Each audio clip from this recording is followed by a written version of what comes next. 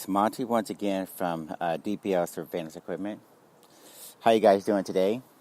Looks like it's going to be a nice day today.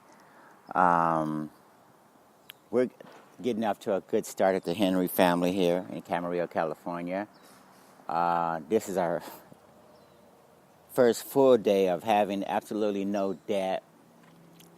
We treasured those days when there's absolutely no credit card balance at all, which has been typical for us, for a while. But occasionally, you have to put something on a credit card or whatever. Anyway, whenever I pay off whatever small balance that we do put on a credit card, it's always good to see that reduced to zero. So that's something you guys don't want to take for granted when you get a chance to get in a situation financially where you have like zero debt and hopefully some assets diversified into cryptocurrencies like Bitcoin should probably be your primary. Then of course you look at the Ethereum, you look at the Litecoin and the Bcash or something, whatever other altcoin you choose. But your primary coin should probably be Bitcoin. Okay, we want to diversify our portfolios and assets away from traditional investments for the most part. My opinion, 5 or 10% should be adequate to start, and then of course, depending upon your risk tolerance, then you put more and more of your assets beyond that 5 or 10% threshold, depending upon your risk tolerance. What else is going on? Let's see here. The stock market seems to be trying to make a rebound. Real estate is in a slump. As far as I can tell, the real estate market overall, commercial and residential, seems to be, I don't know if we can rely upon the real estate housing sector to take us out of this slump that we're in. I think we're in a slump right now, in my opinion. And I don't think the real estate sector is going to take us out like it typically does. Usually when people buy houses and stuff like that, they go out and buy furniture, appliances. They hire landscapers and plumbers and electricians to help out. And that usually provides a little economic boost. But according to what I'm reading, even bankers don't see that taking place this time because the housing sales, just aren't there. So on the big picture level, looks like you guys are going to have to do without the real estate sector picking you up out of this economic slump that we're in. On the other hand, if you have a household wealth, there's a certain number of households, the 1 or 2% that actually have a lot of stocks, a lot of real estate investments. Those guys, they seem to be doing just fine. But of course, that doesn't extend to the mass populations of people. So, the good news is the 1-2%ers or something should be fine. But the mass, the larger community as a whole, I don't think it's going to be faring very well as far as benefiting from any economic activity going forward, at least over the short term or medium term, as far as I can tell. So who am I? Not only can you buy, but you can rent and layaway as well. We have a huge articles directory, huge podcast directory, huge demonstration video library, huge blog, accumulation of blogs on our website as well. It's a virtual media library that's humongous and growing every day. I'm going to add this podcast and this article, which we're going to focus on in a second, to the growing library of information, which is all free. So go take advantage of it. You don't have to pay any money to get an education, at least with my company. We cover cybersecurity. We cover health and fitness. We cover economics and finance and cryptocurrencies, including Bitcoin, and amongst other topics as well, counter-surveillance, surveillance, anti-terrorist technologies and products as well. We cover all sorts of topics. So just go there and even under miscellaneous, you're going to find a wide variety of topics. Okay, so also we do accept Bitcoin on our website. In the shopping cart, you Bitcoin crypto millionaires, um, don't hesitate to get your state-of-the-art, lifetime guaranteed and warranted products that are supported 24/7, 365, law enforcement grade. Use some of that crypto wealth over there in the shopping cart, in my shopping cart, to get those products. I know you guys like spy gadgets, like I like spy gadgets and technology. So everything should be cutting edge and state of the art. So don't hesitate to drop some of that crypto wealth on us over at DPLSurveillanceequipment.com on our website.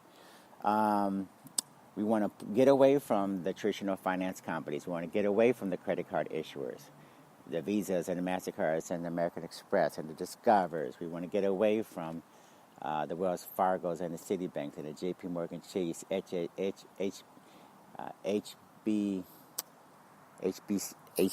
or oh my God, I can't remember the name. HBSC, UBS. We want to get away from those banks, get away from those financial institutions. Traditional finance and the traditional fiat economy is going the way of the I don't know, some extinct animal. It's like a dinosaur industry just waiting to completely implode. So hop onto the cryptocurrency bandwagon. Research it, talk about it, debate it, and make sure you understand why it's going to replace the traditional fiat system. Other than that, we got a newly designed website. Looks good, works great, easy to navigate, easy to find, hopefully in the search engines. Go there and take a look around, poke around, see what you can find. Now, today's topic, let's get into the topic for today. Speaking of high-tech, cutting-edge things, this article is called The First Flying Car Review. Again, the first flying car review. Aeromobiles, or aeros for short, that's what I've decided to call the proliferating class of machines built as flying cars, which is a lazy misnomer and misleading. Nobody is seriously proposing fully streetable automobiles that also fly unless they mean to launch a Cadillac Escalade off a cliff. Even CAR is conceptually obsolete. Descended from railroads and wheeled compartments, cars shuffle along the x-axis. Aeromobiles fleet upon the z-axis, also known as vertical takeoff and landing vehicles, or VTOLs. These machines are poised to profoundly change our world. Just as soon as the Federal Aviation Administration figures out what to call them, how to regulate them, and where they should be allowed to fly. Their technical forebears are obviously helicopters, but helicopters are too noisy, inefficient, polluting, and too expensive for mass scale use, says the white paper for Uber Air.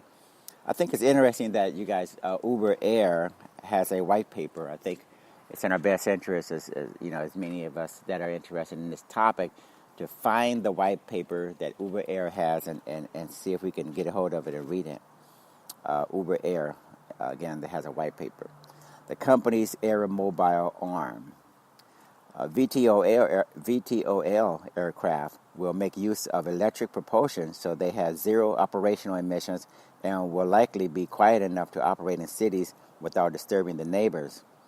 Here's a fun fact. Many of the self-declared pioneers in this space, including Airbus, Daimler, Rolls-Royce, envision automobiles, air taxis carrying as many as 6 passengers.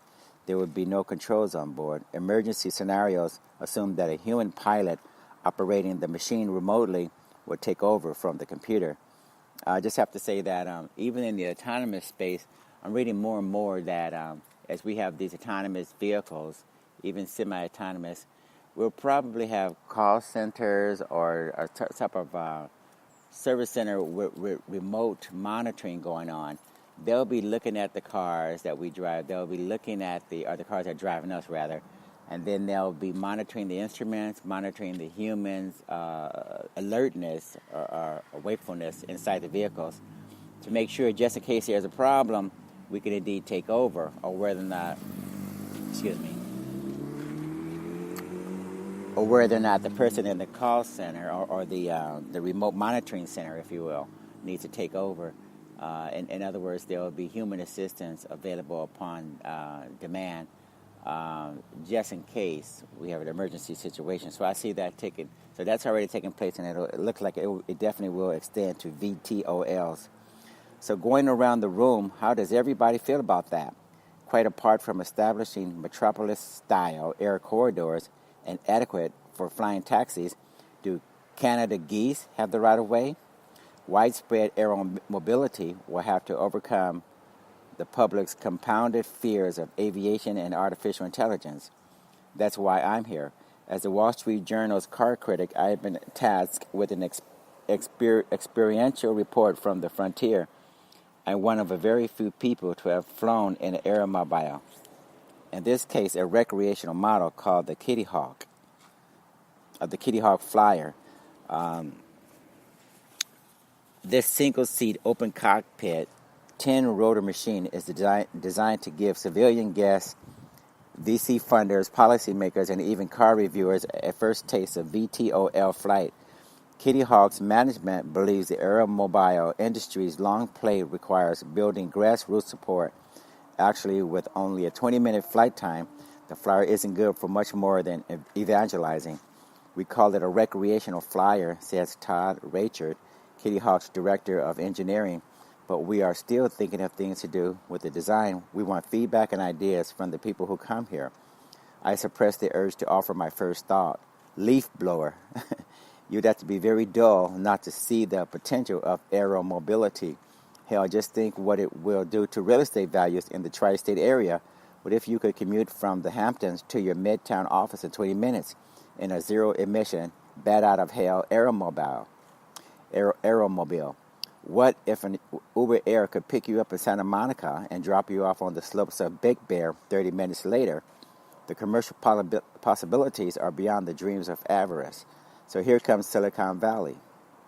Kitty Hawk is funded by Google co-founder Larry Page and run by CEO Sebastian Thrun, who founded the Google X autonomous driving unit that became Waymo. Kitty Hawk comprises two air thingy startups, one developing the eponymous Kitty Hawk Flyer and the other a winged taxi called the Cora. The FAA doesn't have a path to certify air taxis, so in December 2016, the Cora development team, led by CEO Fred Reed, began a partnership with the New Zealand government. The U.S. is seeing companies head elsewhere as gaining access to airspace becomes a major roadblock in fielding new technologies, says Harrison Wolf, World Economic Forum Center for the Fourth Industrial Revolution. Zipline, a drone company focused on delivering medical supplies to remote areas, chose to debut in Rwanda. Amazon's Prime Air went to the UK, and Volocopter, a Daimler-backed air taxi venture, will deploy first in Dubai. So it looks like this is another situation, you guys, where the United States government is asleep at the wheel, literally, and they don't understand the implications, or they can't see, they don't have that insight into the future that we need to get started on experimenting with and learning and understanding how this is going to impact the next industrial revolution, if you will, where you have air taxis and aeromobiles carrying people around, and the impact that's going to have, even on the transportation industry. So it looks like the other countries are definitely going to give these companies, a lot of them, the opportunity to learn and experiment and expand elsewhere ahead of the United States. Again, we're going to lose out. Moving right along, Kitty Hawk's Flyer is also trying to stay below the FAA's radar, so to speak. It weighs less than 254 pounds empty, so it qualifies as an ultralight aircraft, like a powered glider and paraglider. No pilot's license or physical exam is required.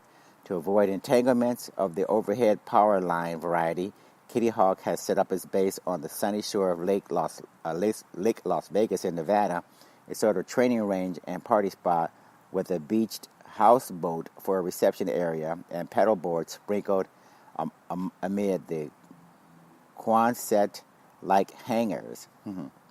Okay, kitty hawks visiting greenhorns, myself included, are restricted to an area over the lake about the size of a football field. Theoretically, the flyer's pontoons permit water landing, but it seems as if the rotor wash would drown you in spray. The flyer's carbon fiber airframe is essentially a scaled-up version of a rotocopter, one of these unmanned drones buzzing every open field and greenway. The pod is underslung with 2 pontoons, each with 3 dorsal rotors. 4 additional rotors were at the ends of outriggers, for a total of 10 rotors, 5 counter-rotating to cancel out the twisting effects from the motors. Unlike a helicopter, which uses a mechanism to change the angle of the spinning blades, the flyer's rotors don't change angle. A computer adjusts vehicle attitude by altering rotor speeds. Please join me in my helmet. It's 9:30 a.m. on a summer morning on the shore of Lake Las Vegas. Conditions: a seasonable 96 degrees under a blazing sun and a crystal blue sky with very little wind. Very little wind is important. Flights have been canceled for winds over 11 knots. I've been through a 2-hour pre-flight training session, which was easy and fun, thanks to my instructor, Brittany Mokoka. Now I am waiting in the single-seat cockpit, up to my neck in carbon fiber rotors. My heart is thumping against the Spanx-like shirt my trainers gave me, with a padded shield protecting the chest area just in case a rotor blade goes rogue. The flyer sits on a floating dock, which serves as a helipad. In my hands are 2 controls, the up and down thumb switch in my left controlling altitude, and the Nintendo-like joystick in my right controlling direction. There is exactly 0 instrumentation in the cockpit. Over comms or communications, I hear Brittany and the flight controllers, who are watching from a cylinder-like observation post on a rocky hill above the water. It takes about a minute to tick off the pre-flight safety checklist. Helmet, chin strap secured. Me and my best NASA test pilot. That's affirmed, Brittany. Okay, as a few more seconds pass while the flight control and GPS systems initialize. These are long, quiet seconds sitting in an experimental aircraft in bondage underwear, hoping it all goes well. Brittany gives the all clear and instructs me to hold the up and down switch up until the number 1 rotor starts spinning, then release. The number 1 at near right starts spinning like an overturned electric lawnmower. Boah. After a moment, the remaining 9 motors start whirring. A flock of mowers, I guess that's birds, they take off. The flyer grows loud, and I feel it getting light under my haunches, shivering in its own rotor wash. Brittany tells me to hold the elevator button up halfway. The flyer's props quicken, the oral pitch rises, and the flyer lifts off the pad. Now I'm flying, hovering really 6 feet above the lake, which is glass smooth except for the zone directly under the machine, sparkling in rotor wash. In my helmet, I hear Brittany's okay to ascend to restricted operational altitude of 10 feet, the height of a basketball rim. Kitty Hawk's strange oasis tilts downward as I rise above. Give me a right 90-degree turn, Brittany says. My right thumb holds the compass control all the way right for a 3 count. The flyer rotates smoothly. Now fly forward. Imperceptibly, the front 5 rotors slow, the rear 5 speed up, and the craft pitches forward. Now stop. The front rotors wrap the air a bit harder, halting the forward momentum. Another 90-degree turn. Please fly forward. Good. What is this sensation? The rotor's downward thrust overcomes gravity, but there is no sense of teetering on a pillar of turbulence. The flyer feels more stable than a helicopter hovering just off the ground and gives the impression that it's suspended from above, anchored in the sky rather than borne up from below. The craft's stability, its centeredness, is a product of the drone-like flight control stabilization software, balancing the vehicle in midair with millisecond adjustments to individual rotor's thrust, according to the onboard accelerometers and the initial inertial measurement unit. After a quick debrief, I am sent on a second flight on my own recognizance, free to buzz around the company's corner of the lake at a top speed of 10 miles per hour. It doesn't sound fast, but it's enough that if the pilot were to make a sudden stop or turn, it could destabilize the vehicle. The flyer software includes some strict parametric limits to avoid any unsafe vehicle movement and hot dogging. I had hoped to dart and hover like a dragonfly. I felt more like a Japanese beetle.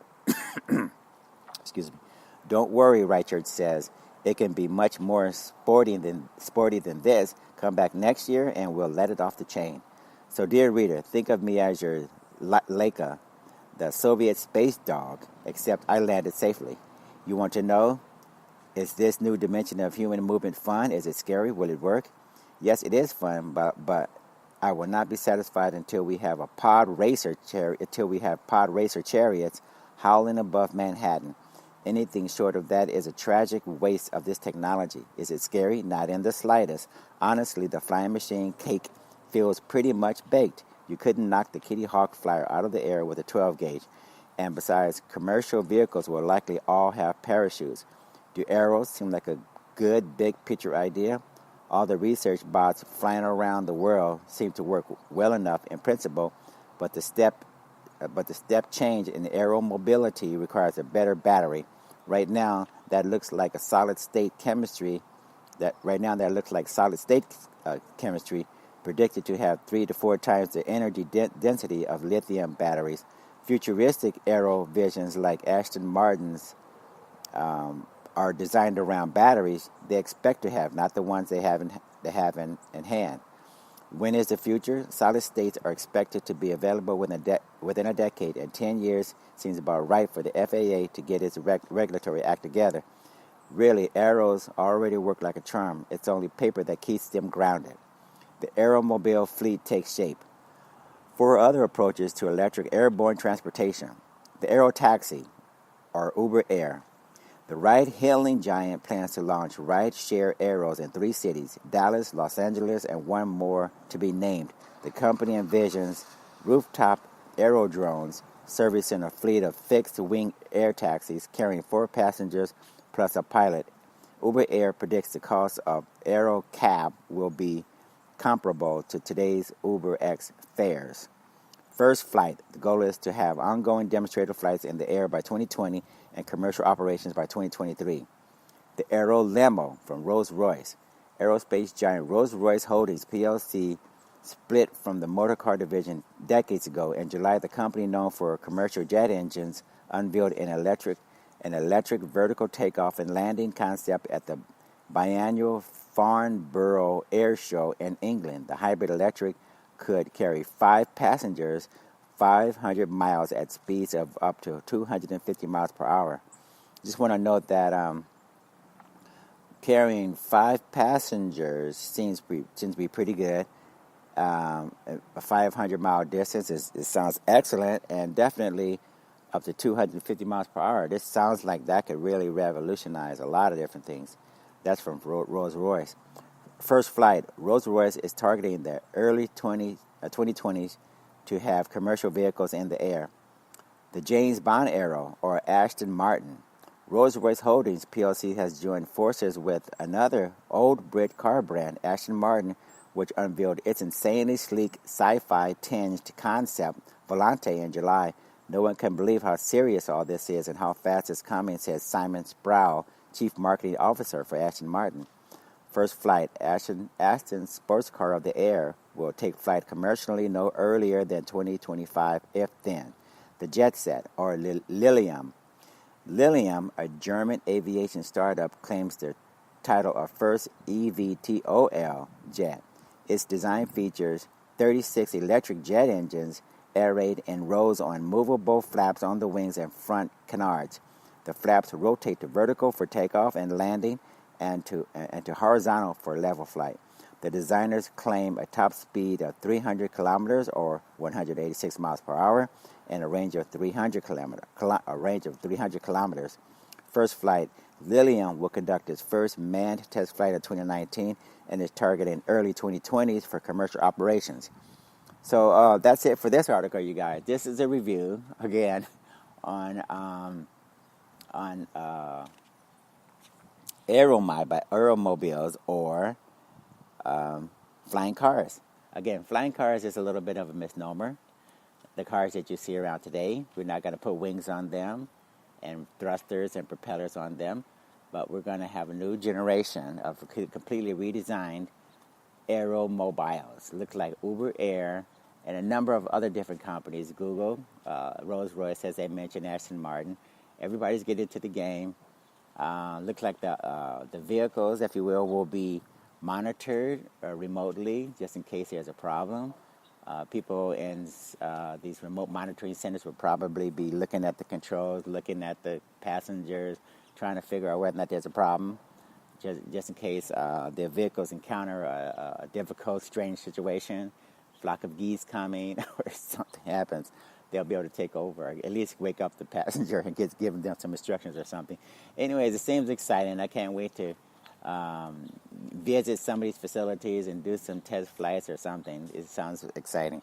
Anyway, as we like to say, as a conclusion, part of the conclusion of every podcast, keep your eyes and ears open, you guys, and stay safe out there. Have a good day. Thank you. Take care. Bye.